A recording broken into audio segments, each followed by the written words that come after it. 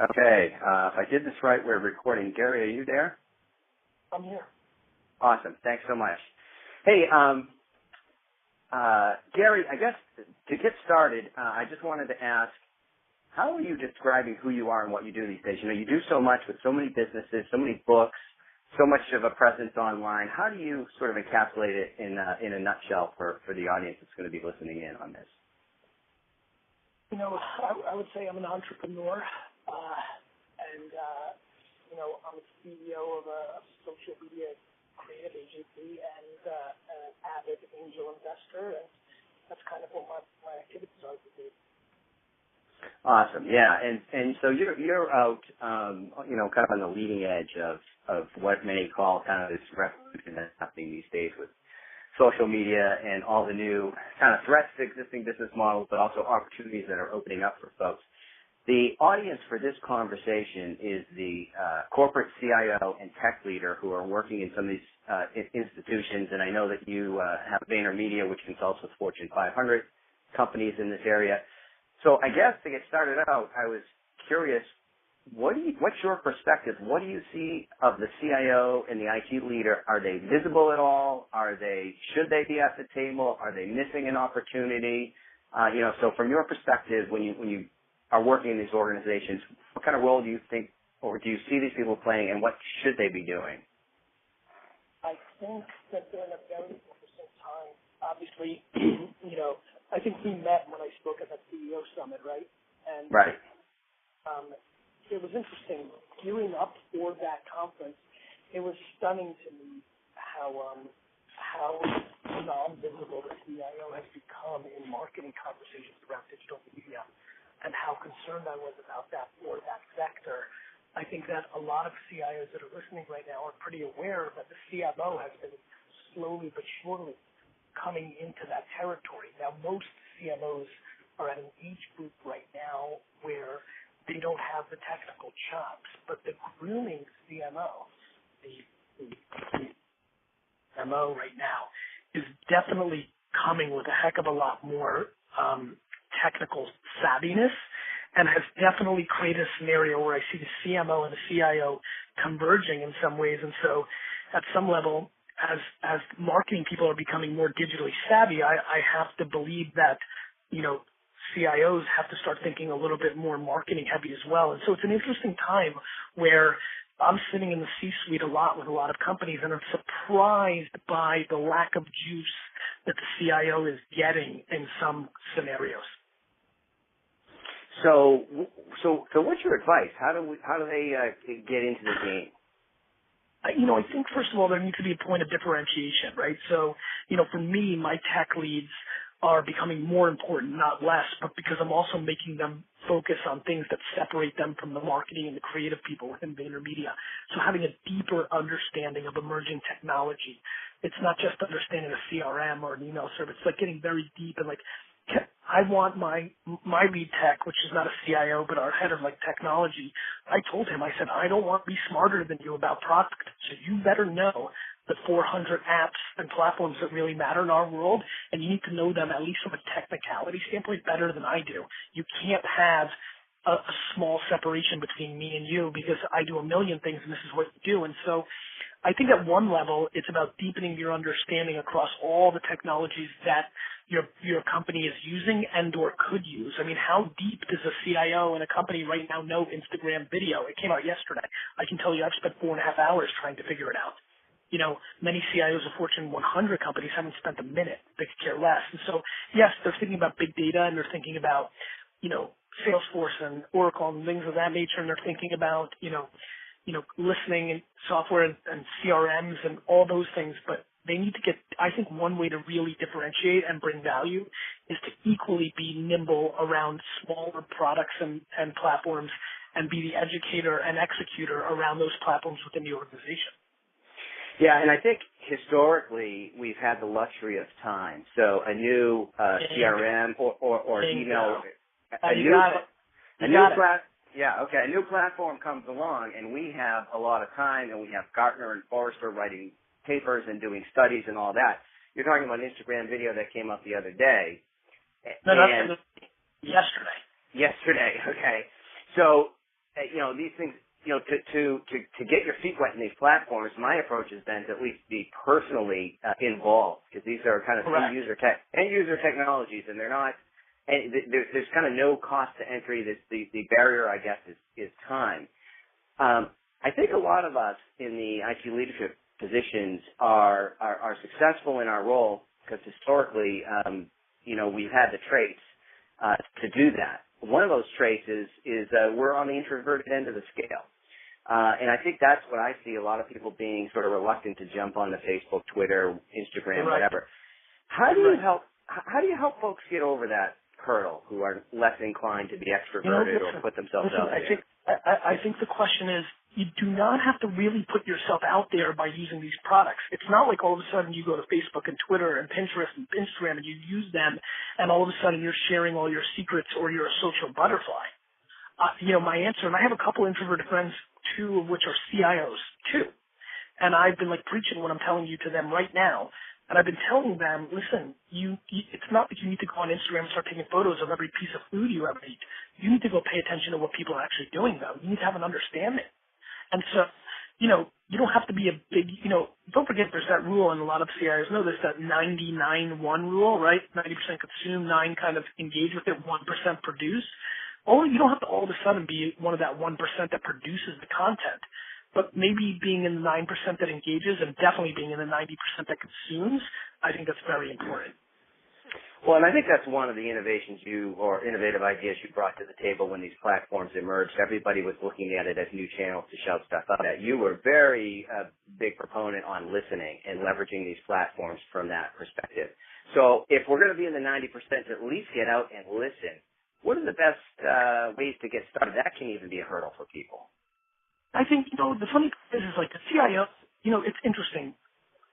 First of all, people are at such big companies and such big levels and are required to me, we're talking about a very small niche within it, meaning I don't want to get too bogged down in all these emerging things that heavily, because one of the concerns I have is somebody's listening right now, and I don't know if you're recording or transcribing, whether they're listening or reading, I don't want them to think, well, that's such a small part of our business.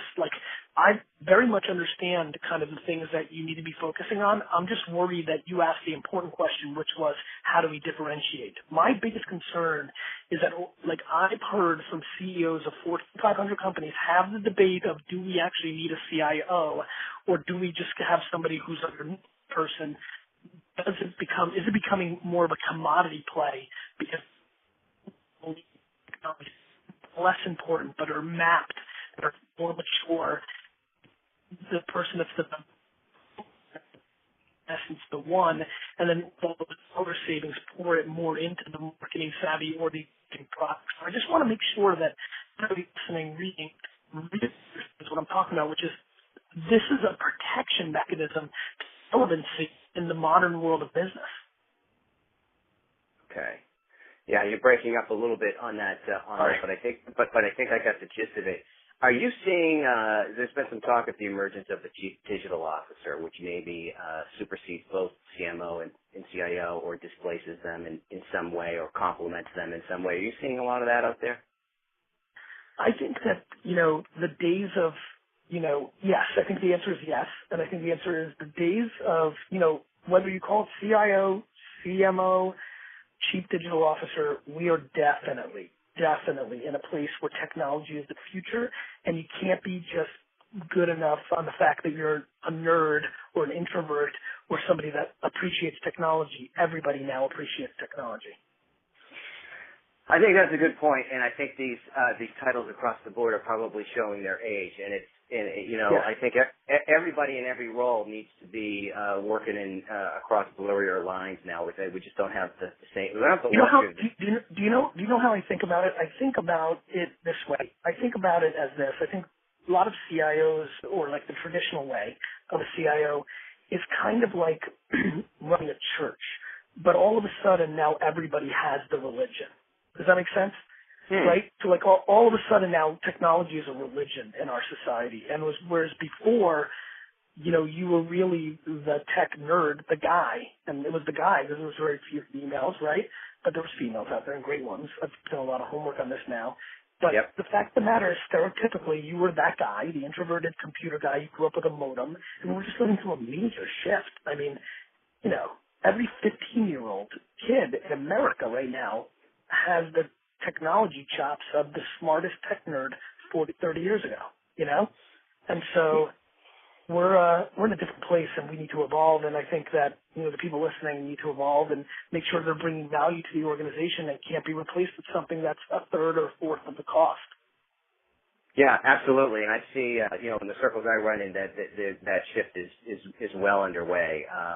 Good. The value proposition just is changing, but I think you bring up a good point too, because I think the average folks were kind of arm's length with IT, put it in a black box, and everybody was comfortable saying, yeah, I don't understand it. It was kind of like, the attitude of letting your VCR flash 12 all day. You go, I'm just not going to get involved. But now I think you're right, where everybody's got the religion and everybody's very, very comfortable with this, and now kind of can't understand why the tech folks are making everything sound so complicated. Because it seems it's a real thing. I mean, I feel like it's laughable about some of the technology that these Fortune 500 companies are using, right? Right. I mean, now I get it, and I'm not going to pick on the CIO because they're caught in the same bind, which is you get so deep into these legacies, systems, then it becomes quite painful to get out of them. And, but no question, there's some very clunker systems out there. Right. Absolutely. And more importantly, I think what everybody needs to understand is at the end of the day, businesses in America are starting to get smarter. People are starting to understand it's about the customer, right? Absolutely. So everybody has to be customer centric. The CMO, by the way, I'm not going to pick on CIOs here. I just came from Cannes Advertising Festival. I mean, you're talking about a bunch of creatives and CMOs that all they talk about is advertising, and they think that the beauty of a 30-second commercial is the holy grail. It makes me want to vomit on myself.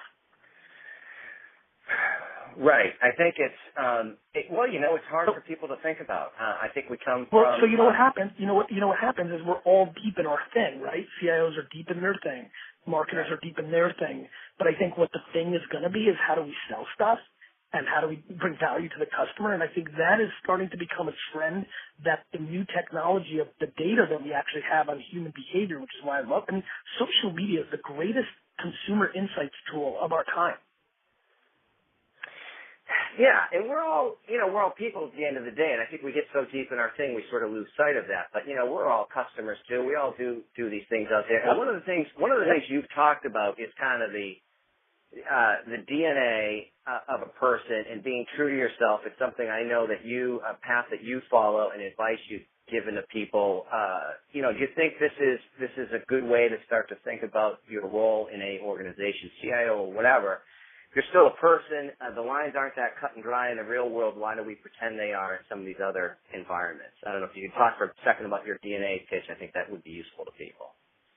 Yeah, I mean, I think that, for me, you just have to know your strengths. And the other thing that I believe in is actually in a different way, which is, you're a different person. Like, I'm different with you right now in this call. And when I hang up and I'm going to call my brother in 2 minutes, I have to call him. And before we get into the business, we're going to talk about Aaron Hernandez's situation because we love football, right? So, you're acting differently. It's just not cut and dry. And you have to really, really understand that the nuances of how you act everywhere and who you are. I'm an entrepreneur. I'm not organized. I suck at everything, but I know how to sell. And I know what customers care about. And so reverse engineering's one strength is very important. So I'm really hoping that somebody who's very introverted and is a CIO doesn't sit here and say, oh, wait a minute, I better get on Twitter and start tweeting. It's not about that. It's about accentuating your strengths, but being aware of your weaknesses and understanding what the counterbalance to that is. That's great. It reminds me of a post you put out recently, and I know this was more in the VC angel investing world, but the title I loved was, I can't code and you can't sell crap. Yeah, I mean, it's, I know that if I'm going to buy the New York Jets, it's going to be because I started Vitamin Water or Grey Goose, not because I built Tumblr and Pinterest. And so you have to know your limitations. You have to be real. And so I think a lot of people on this call, I think the biggest thing is you know yourself, but just because you're not good at it doesn't mean you should close yourself out to it. It means that you should respect it. It's like why I listen to trolls or haters. You have to respect their point of view. There's a reason they feel that way about you. You need to try to figure it out. Awesome. Great advice. Gary, thanks so much for your time. Thanks, brother. I wish you well. I really appreciate it. Take care. Bye-bye. Bye.